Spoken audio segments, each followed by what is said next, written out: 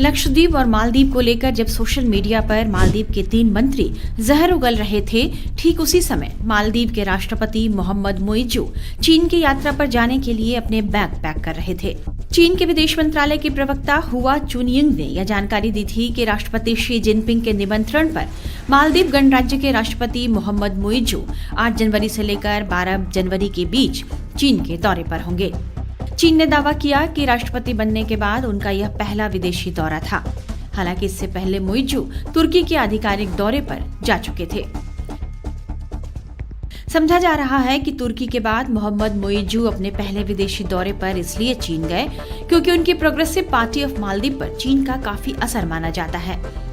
राष्ट्रपति चुनाव अभियान के दौरान उनकी पार्टी ने इंडिया आउट का नारा दिया था और कहा था कि वो मालदीव में भारतीय सैनिकों की मौजूदगी खत्म कर देंगे।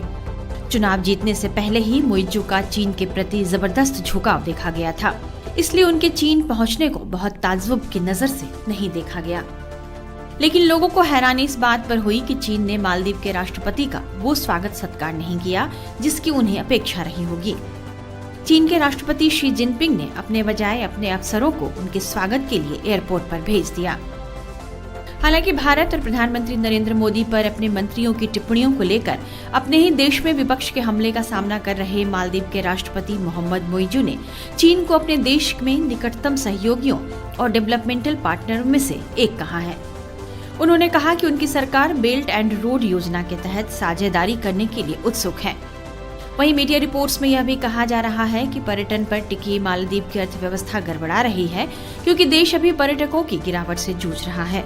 इसलिए मुइज्जू ने अपने मित्र राष्ट्र चीन से यह अनुरोध किया है कि वो अधिक से अधिक पर्यटकों को मालदीव भेजे, जिससे उनकी माली हालत पर कोई संकट न आए। दरअसल लक्षद्वीप को लेकर पीएम नरेंद्र मोदी और भारत पर मालदीव के 3 मंत्रियों मरियम शिवना, माल्शा शरीफ और महजूम माजिद का आपत्तिजनक और अशालीन टिप्पणी करना मालदीव को अब बहुत महंगा पड़ रहा है। भारत में बाइकॉट मालदीव अभियान शुरू हो चुका है, इसलिए अब मालदीव को चीन के सामने गिड़गिड़ाना पड़ रहा है।